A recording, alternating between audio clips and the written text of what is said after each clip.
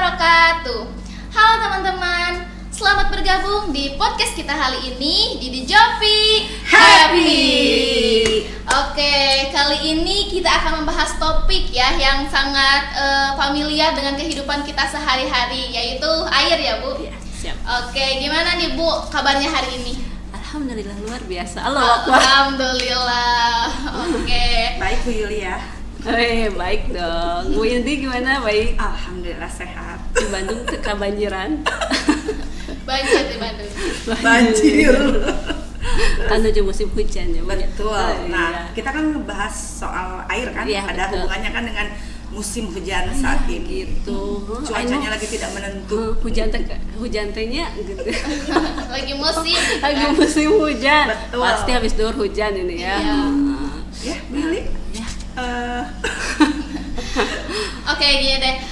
Untuk yang sekarang lagi musim hujan gitu ya, menurut Ibu apa sih permasalahan utama untuk pelestarian air ini?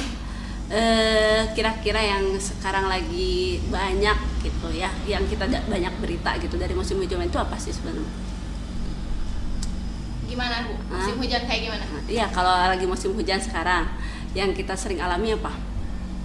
Banjir. Nah, itu permasalahan. Iya, betul. Ya, sekarang itu yang paling krusial itu adalah ketika musim hujan itu adalah banjir dan longsor. Iya. Nah, itu ya. Banjir dan longsor itu bahkan kemarin kita juga waktu di Aceh ya.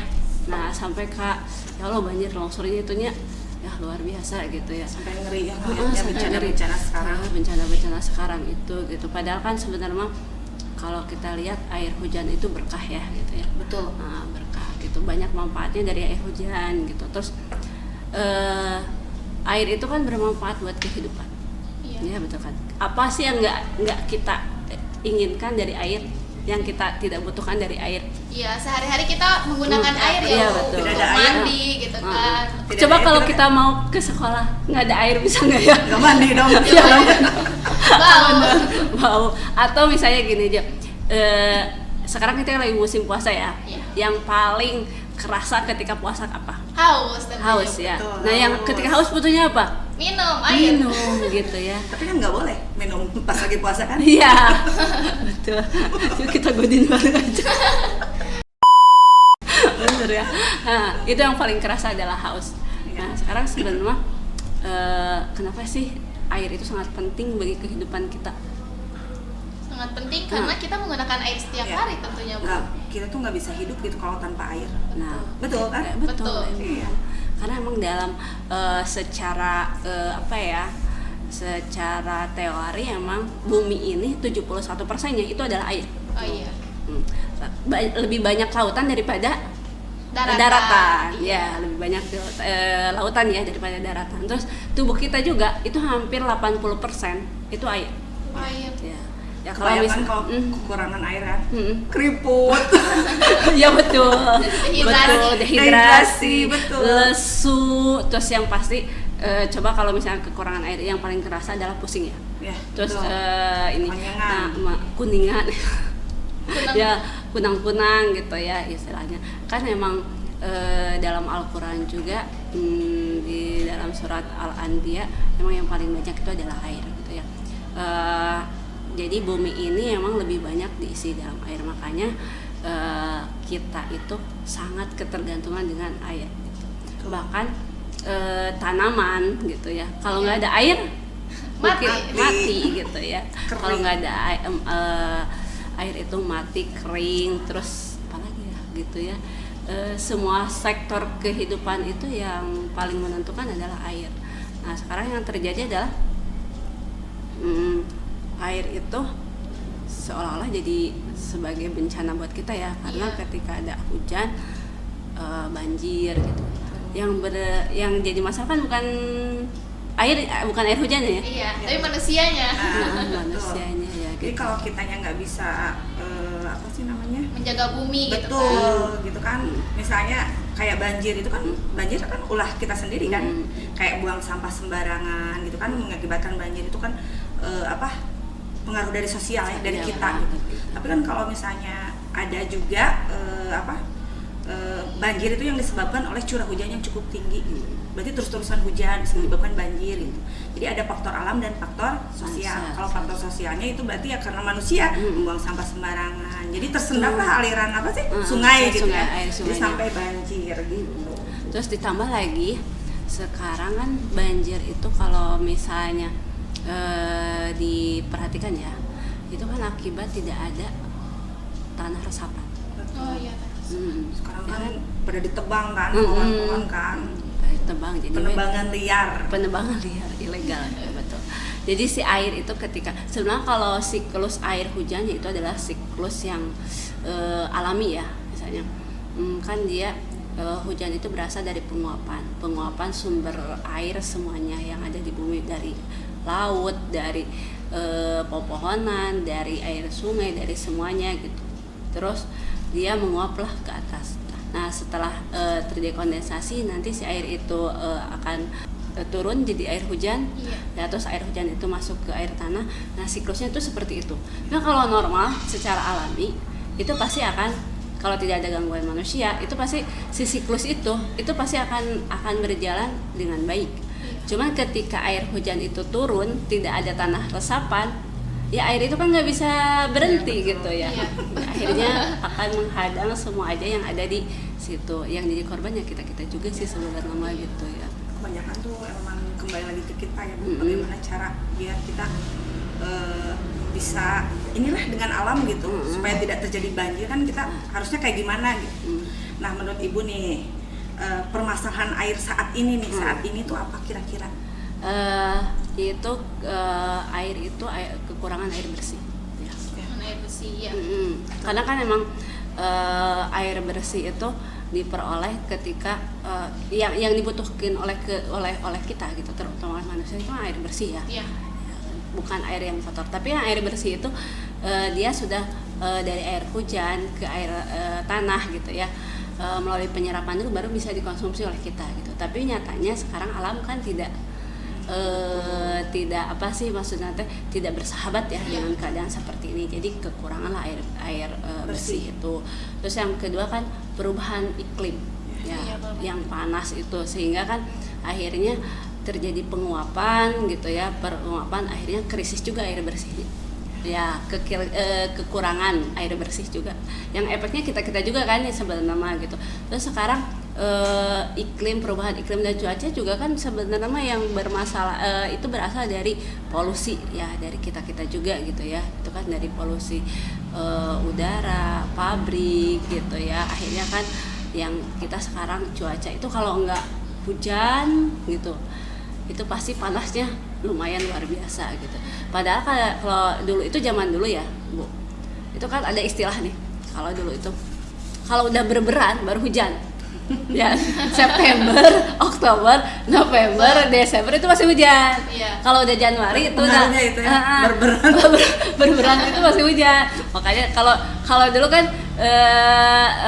kalau saya ya di kampung gitu ya, maksudnya petani itu udah berberan nih pasti hujan nih gitu.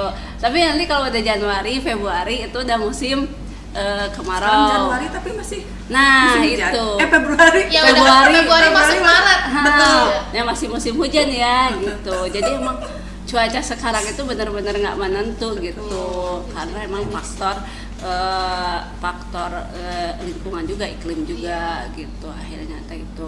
Nah, yang akhirnya mempengaruhi kan kesediaan air itu, jadi krisis air itu juga gitu, perubahan iklim juga itu gitu. Maksudnya akhirnya efeknya kan ke kita juga gitu. Padahal air itu adalah, kalau tidak ada air gitu, tanah itu juga nggak mungkin bisa istilahnya nggak mungkin bisa stabil. Ya bumi itu nggak mungkin bisa stabil kalau misalnya tidak ada air. Ya, kita juga kalau nggak ada air nggak mungkin bisa hidup. Tumbuhan kalau nggak ada air nggak mungkin bisa hidup. Tapi yang dibutuhkan kan air bersih gitu. Kita air bersih. Terus padahal dalam Al-Quran juga kan sudah diklasifikasikan bahwa ada air, ada beberapa jenis air ya. Ada air tawar sama air laut gitu. Ya itu kan juga mempunyai fungsi yang berbeda juga ya gitu. Kenapa sih air laut tuh jadi asin? Kenapa air tawar itu air yang di darat itu jadi air tawar gitu ya. Nah air itu kan di apa ya istilahnya tuh, air yang kita minum itu kan tergantung ya. Misalnya air untuk pertanian itu kan pH-nya asam, karena mereka butuhnya emang untuk pH asam gitu ya. Kalau Tapi untuk minum kan, untuk minum kita pH-nya mungkin kan kita sama kayak gitu. kayak sawah gitu kan. Kayak sawah. Tapi nyatanya kita sering makan minum air yang pH-nya asam loh. Betul gitu. Iya, coba. Karena yang kita butuhkan sebenarnya untuk minum itu air pH-nya itu pH basah. Oh iya. pH basah. Gimana nih caranya kita biar tahu pH-nya gitu. Kan nggak mungkin tiap orang harus nyiapin bukan nyiapin apa sih namanya, alatnya itu alat untuk mengetes pH-nya pH. gitu kan. Nah, kalau sekarang udah banyak sebenarnya mah untuk tahu air itu pH-nya asam atau basa. Bagaimana tuh Bu caranya? Pakai alat apa? Enggak, kalau sekarang kan minumnya ada kemasan yang 8 plus. Oh, Pernah iya, nggak 18. yang ungu kan ada nih 8 plus air mineral 8 plus, pernah lihat nggak? Berarti itu pH-nya itu pH basah. Oh, itu pH yang basah. buat konsumsi. itu yang bagus berarti. Itu yang bagus benar mah. Makanya terus ada lagi yang pH-nya pH itu kan standar keasaman ya. Jadi kondisi H+ dalam air. Nah, pH itu ada 1 sampai 14. Tengah-tengahnya itu 7 itu netral, di bawah 7 itu asam. Nah, itu yang buat pertanian dan sebagainya. Jadi nggak boleh diminum sama kita. Nggak boleh diminum sama kita. Kan kita tuh suka ya kadang ya udahlah minum aja gitu, sampai sekarang juga kan kita nggak tahu itu pH-nya sesuai nggak dengan yang penting mah enak ya, yang penting nah, seger gitu. Yang penting hausnya hilang. betul. Nah, yang pH-nya di atas 8, di atas 7 itu yang bagus sampai 14. Nah, standarnya yang mana? Standarnya itu air putih, air mineral itu pH-nya netral. Selain air putih, air putih itu pH-nya bawah. Kan sekarang minuman banyak ya? Iya. Yang warna-warni. Nah, itu yang warna-warni itulah yang pH-nya Yang asam itu. Yang asam itu harusnya bukan dikonsumsi oleh kita. Berarti yang paling bagus itu memang air putih ya? Iya, air putih. Makanya standarnya itu air putih karena pH-nya 7. Nah, sedangkan kalau air asam itu cocoknya untuk pertanian. Nah, makanya kan ketika air hujan, kenapa sih air hujan itu nggak boleh untuk diminum? Karena dia pH-nya asam. Makanya dia ketika air hujan bisa menumbuhkan tumbuhan dan tanaman karena dia cocok airnya. Karena pH-nya asam. Jadi ketika ada air hujan, tanaman kena air hujan, dia langsung bisa menumbuhkan gitu. Nah, Kalau semisal air hujan tersebut terminum gitu ya secara tidak sengaja, ada dampaknya nggak Bu ini buat tubuh kita? Kalau misalnya komposisi air hujan itu sebenarnya mah lebih banyak itu air murni. Air murni. Ya, jadi sebenarnya sah-sah aja sih, nggak masalah gitu ya. Ya. Kalau air hujannya ya bukan air asam. Oh gitu. Kan Emang ada beda air hujan asam dengan ada. Gitu. Jadi kalau air hujan itu kan ada kandungan yang paling banyak itu kandungan airnya. Terus ditambah nanti ada penguapan dari laut. Jadi ada sedikit garam-garamnya, tapi sedikit ya. Terus ada yang dari atmosfernya udara, nitrogen. Tapi komposisinya itu nggak banyak. Kalau itu yang normal. Tapi kalau misalnya nggak normal nih gitu, itu ada nanti asam sulfatnya. Jadi sulfurnya. itu yang nggak bagus banget. Nah, itu yang bagus. Nah, sulfur dari mana tuh? Kalau sulfur itu kan dari yang pabrik. Pabrik terus di daerah dari saya tuh banyak banget sih pabrik-pabrik gitu yang nah itu air dari mulai ya banyak ya. Nah, soalnya kalau di kota itu kan sekarang udah banyak pabrik ya. Terus ditambah jadi jarang gitu kan ada sawahan kayak gitu. Iya. Jadi semuanya rata sama pabrik. Jadi ya itu tuh yang bikin itu yang bikin sakitnya air itu. genangan juga jadi ya. Berbahayanya. Nah, sebenarnya kan air hujan itu nggak berbahaya. Tapi yang berbahaya itu ketika di lingkungan kita itu ada pabriknya. Sudah jadi apa tuh airnya gitu. Jadi ya. air asam itu. Makanya itu yang nggak boleh gitu. jadi peran masyarakat nih dalam menjaga kelestarian sumber air di lingkungan itu gimana Bu? Biar tidak terjadi ya kayak kita kesulitan air bersih gitu. Sebenarnya sih salah satunya mulai dari diri kita aja dulu gitu. Nah, kita mulailah menghemat air dulu. Menghemat air, mencegah pemborosan air ya. Nah, jadi kan biasanya kalau main air-airan itu paling senang buang-buang. Nah, itu. Apalagi kalau wudhu. Nah, itu. Kebanyakan kalau wudhu, kan tidak usah seperti itu ya. Yang penting terus, kan. Ya betul. Yang penting itu wudhu itu yang tata cara wudhunya. Nah, betul. Benar. Benar Jadi aja. bukan berarti segayung-gayung gitu, kayak dimandiin gitu kan biasa orang wudhu itu sampai wah airnya tuh Nah, gitu kan. itu. Makanya kan ada nih orang yang memanfaatkan ya air wudhunya itu dibuatlah pernah ada lihat air wudhu di sekolah itu dibuat airnya ada tampungan. Jadi si air wudhunya itu nampung nanti buat langsung menyiram tanaman gitu. Jadi kan bermanfaat tuh gitu Iya. ya. Jadi nggak terbuang. Nggak kebuang kan? Nggak kebuang karena air wudhu itu sebenarnya masih baik kan. Iya masih baik. Ya nggak kotor kan. Nggak misalnya kalau air yang istilahnya itu yang masih bisa dimanfaatkan untuk sesuatu yang lain Iya. gitu. Kecuali kalau airnya yang dipakai buat buat nyuci yang berbahaya gitu kayak limbah-limbah gitu kan itu enggak gitu. Nah itu yang pertama. Terus yang kedua emang itu mungkin dari mulai dari kita sendiri ya gitu harus menghemat air. Yang kedua mungkin kita juga harus ada sumur resapannya gitu. Sumur resapan. Jarang tuh kalau zaman sekarang kan sumur-sumur kayak gitu. Kalau di kota jarang ya. Masih di sini ada ya. Kalau di kampung kita mah ya Ada. di kampung masih banyak pula. Iya pasti. Di sekitar rumah aku banyak tuh Bu. Resapan itu. Iya kan kalau air resapan itu kan supaya dia ada penampungan air ya, Iya. jadi nggak banjir gitu. Nah kalau di kampung kalau kita mah di kampung ya kali Iya di kalau kampung. Sama. Yang penting satu Indonesia.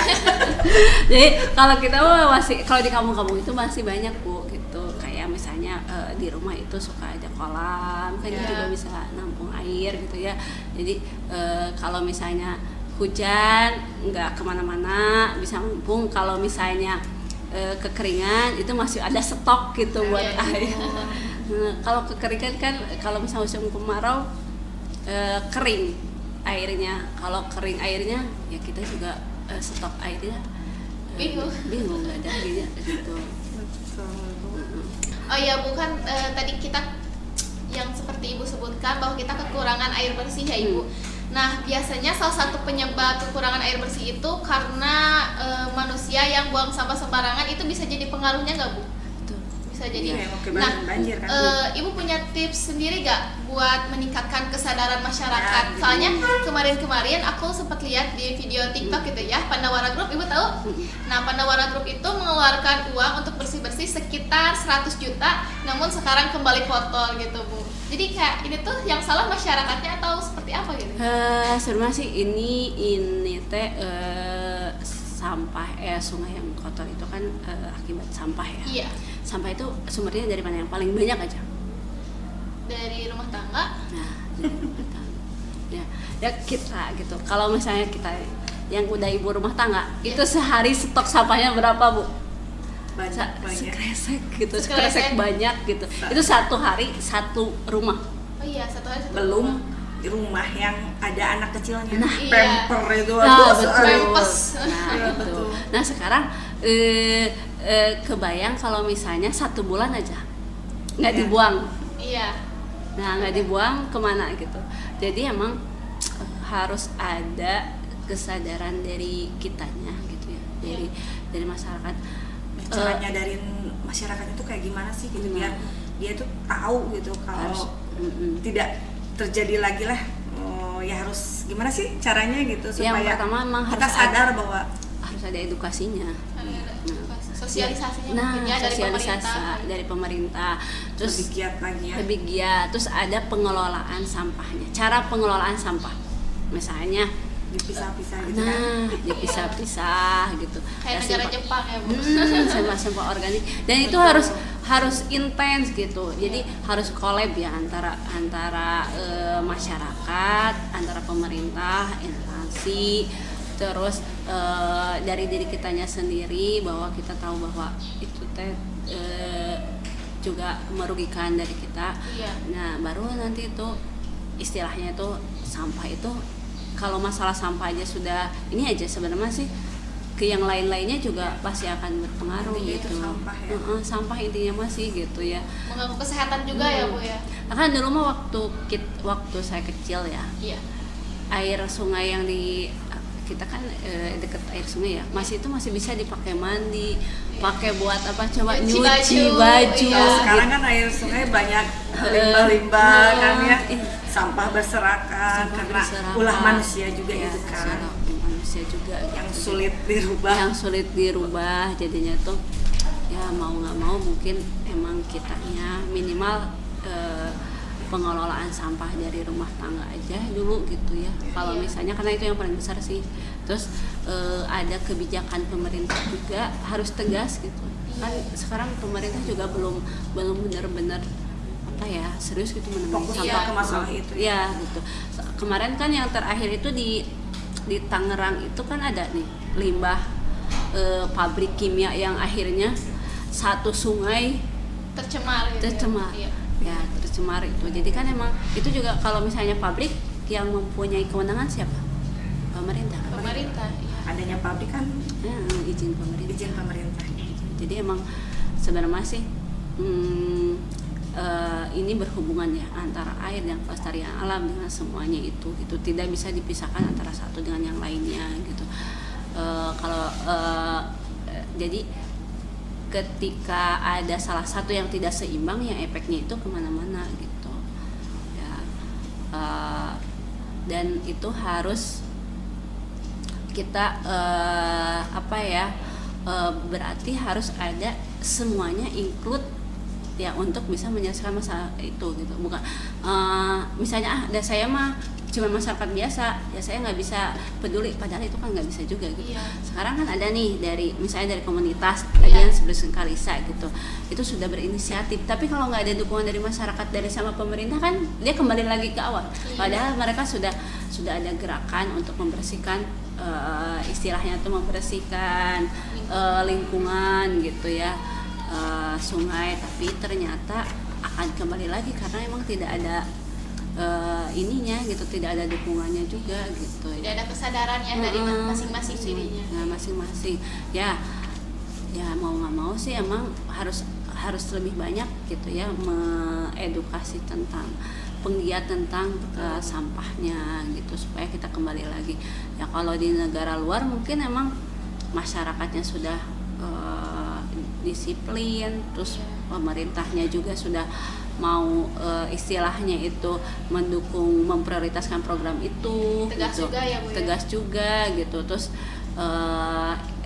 kalau misalnya ada yang ngebuang sampah benar-benar ditindak. Kalau kita kan buang sampah, ya udah kita cukup pakai itu aja, jangan buang sampah di sini. Padahal kan orang tetap aja kalau yang nggak sadar ya udah buang aja, bodo amat gitu tentang himbauan gitu. Tapi gimana gitu biar kayak gitu. Kita tetap kembali lagi ke kita kan. Kan banyak nih, jangan buang sampah di sini, tapi ternyata ya, jadi tumpukan. Kan? Iya, tetap. Harus itu sih. Jadi kebanyakan menghiraukan himbauan-himbauan tersebut masyarakat. Menghiraukan. Makanya penting sekali kan edukasi untuk cara melestarikan air gitu, supaya tidak terjadi krisis air. Gitu. Ya kadang kan emang kita mah nggak bisa hidup tanpa air. Iya, pasti.